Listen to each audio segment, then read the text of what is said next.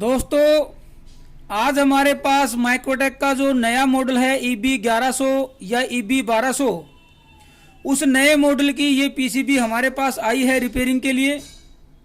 हमारे पास पूरा complete inverter आया है। PCB हमने उस इन्वर्टर से बाहर निकाल ली है। काफ़ी कुछ सीखने को मिलेगा, कोशिश करें वीडियो को पूरा ज़रूर देखें। कभी कभार क्या होता है कि हम इसको चेक करते हैं तो इसके चारों चैनल के जो मॉसफेट हैं वो हमारी टेस्टिंग में ओके होते हैं। उसकी ड्राइवर IC है वो भी ओके होती है, माइक्रो कंट्रोलर भी ओके है, 5 वोल्ट सप्लाई भी ओके है। यानी कि नॉर्मल हमारी टेस्टिंग में ये सभी कंपोनेंट हमारे ओके होते हैं। फिर भी हमारा जो मॉसफेट के ऊपर ड्राइव होती है, पल्स होती है, वो हमारी यहाँ पे नहीं आती है। उस केस में आप इसको कैसे ठीक करेंगे, उस पर ये वीडियो है। सिंगल बैटरी का ये इन्वर्टर है, तो सिंगल बैटरी को मैं यहाँ पे कनेक्ट कर लेता हूँ। नेगेटिव को जहाँ पे हमारा बैटरी का नेगेटिव DC फ्यूज के पास होता है, पॉजिटिव हमारा बड़ी वाली हीटसिंक पे आता है। मैंने कनेक्ट कर दिया। यहाँ पे सामने इन्वर्टर ऑन की LED भी यहाँ पे ग्लो हो गई है।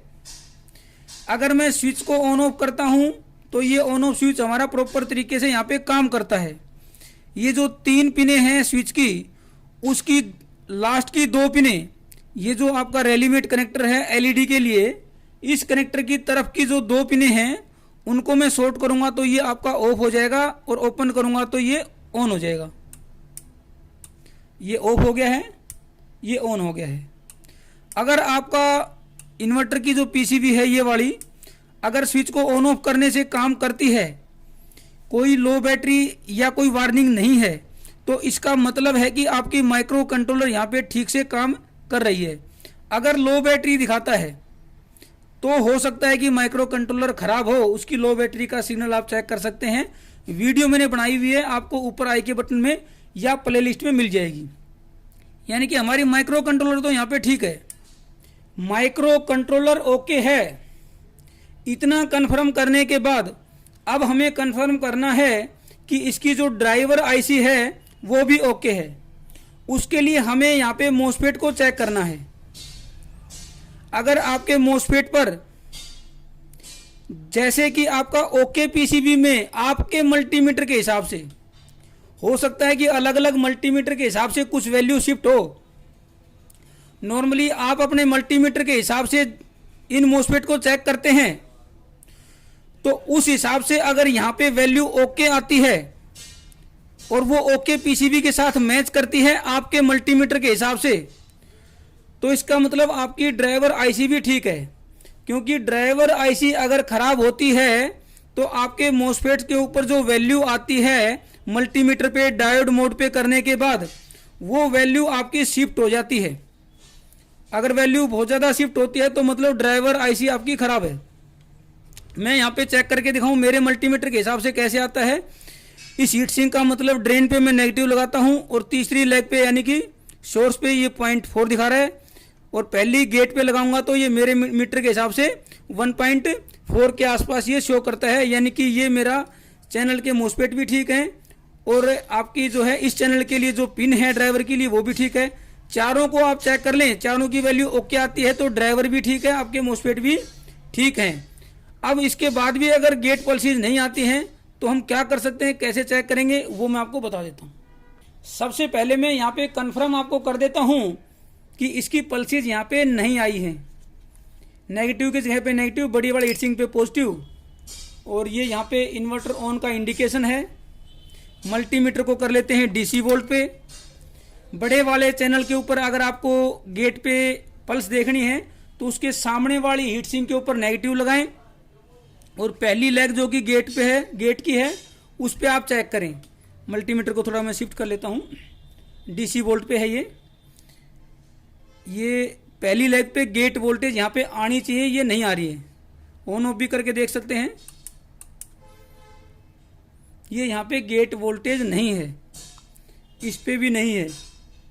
अगर किसी एक पे या 2 पे पल्स आ जाए तो हो सकता है कि रेजिस्टेंस खराब हो, या उधर का जीनर खराब हो, या ड्राइवर में भी दिक्कत हो सकती है।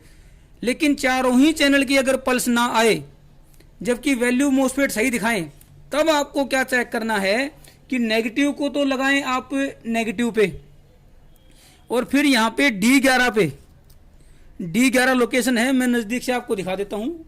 ये लोकेशन है जी D11, ये देखिए D11। और इस D11 पे कुछ पीसीबी के अंदर आपको यहाँ पे रेजिस्टेंस मिलेगी, जैसे कि हमारे केस में है। ये रेजिस्टेंस फ्लिप करके उल्टी करके लगाई है। इसकी वैल्यू 4.7 ओम के आसपास होती है, 4.7 ओम। या कभी कभी यहाँ पे D11 पे डायोड भी आपको मिल जाएगा, डायोड भी यहाँ पे मिल सकता है, 4.7 ओम की रेजिस्टेंस भी मिल सकती है। इसको आपको चेक करना है। नेगेटिव की जगह पे नेगेटिव लगाएं, और इसके एक एंड पे जिस तरफ आपका कैपेसिटर है वहाँ पे लगाएंगे तो आपको 12.5 मिलेगी। दूसरी तरफ भी आपको 12.5 नहीं मिलेगी, तो इसका जो ड्रॉप है हो सकता है 11.9 मिले, हो सकता है 12 मिले, यानी कि इसका ड्रॉप जो है सिर्फ वही आपका यहाँ पे होगा। उसके बाद पूरी वोल्टेज 12 वोल्ट ही यहाँ पे आपको मिलनी चाहिए। लेकिन यहाँ पे दोस्तों 2.18 मिली है, यानी कि इस ड्राइवर को 12 वोल्ट ही नहीं मिली है। इस रेजिस्टेंस के एक तरफ 12 वोल्ट है 12.5, दूसरी तरफ 2 ही वोल्ट है। ड्राइवर आईसी दोस्तों ड्राइव्स को जनरेट नहीं करती है, ये ड्राइव निकाल के आगे नहीं देती है। माइक्रो कंट्रोलर से जो ड्राइव 5 वोल्ट पे स्विच करती हैं उनको ये 12 वोल्ट पे स्विच कराती है, यानी कि उन ड्राइव पल्सेस को ये एम्पलीफाई करती है, ज़्यादा वोल्टेज पे उनको स्विच करके आगे हमारे जो मोस्फेट हैं उनको ड्राइव गेट पल्स देती है। ये ड्राइव को जनरेट नहीं करती है, पल्सेस को जनरेट नहीं करती है, ये एम्पलीफाई करती है एक प्रकार से। यहाँ पे 5 वोल्ट पे स्विचिंग है, ये उनको 12 वोल्ट पे स्विचिंग करके आगे हमारे मोस्फेट को ड्राइव पल्सेस देती है। इसका मतलब अगर इसको 12 वोल्ट नहीं मिलेगी तो ये उन गेट पल्सेस को यहाँ पे आगे आउटपुट पे नहीं निकालेगी, क्योंकि इसके यहाँ पे स्विचिंग तो इसको इनपुट के रूप में मिल रही है, लेकिन इसको 12 वोल्ट नहीं मिलेगी तो ये आपकी आईसी यहाँ पे उनको एम्पलीफाई करके ये काम करके आगे सप्लाई नहीं करेगी। तो या तो आप यहाँ पे रेजिस्टेंस लगा दें 4.7 ओम का अगर आपके पास अवेलेबल है, वरना आप यहाँ पे M7 या 4007 जो है वो डायोड यहाँ पे लगा सकते हैं। मैं यहाँ पे आपको रेजिस्टेंस की जगह पे डायोड लगा के भी चेक करवा देता हूँ कि डायोड लगाने से भी हमारा यहाँ पे काम हो जाता है। D11 पे हमने रेजिस्टेंस की जगह पे ये डायोड लगा दिया है M7, नहीं मिलता है तो 4007 भी आप लगा सकते हैं। पोलैरिटी को देख के लगाएं, क्योंकि 12 वोल्ट जो है आपकी इस ड्राइवर आईसी को मिलनी यहाँ पे हमें ज़रूरी है। मैं यहाँ पे चेक करवा देता हूँ आपको। ये मैंने लगाया यहाँ पे पॉजिटिव, नेगेटिव की जगह पे नेगेटिव लगा लेता हूँ, और डायोड के एक साइड में चेक करूँगा, ये 12.5 वोल्ट है। मल्टीमीटर आपको शायद दिखाई दे रहा होगा, मैं और नज़दीक इसको कर लेता हूँ। डायोड के दूसरे एंड पे ये 11.87, यानी कि अब ये जो 12 वोल्ट है इसमें डायोड का जो ड्रॉप है वो कम होके हमें पूरी 12 वोल्ट आगे मिल गई है। अगर अब इस कंडीशन में आप गेट पल्सेस चेक करेंगे तो आपको यहाँ पे गेट पल्सेस मिल जाएंगे। देखिए मैं आपको चेक करवा देता हूँ।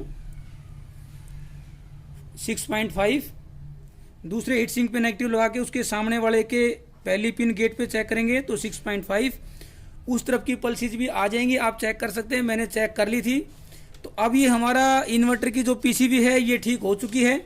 इस तरीके से आप जो फंडामेंटल हैं, बेसिक हैं, मूलभूत चीज़ें हैं, उनको समझ के बड़ी आसानी से इन पीसीबीज को ठीक कर सकते हैं, चाहे वो एसएमटी में हो या किसी भी तरह की पीसीबी हो।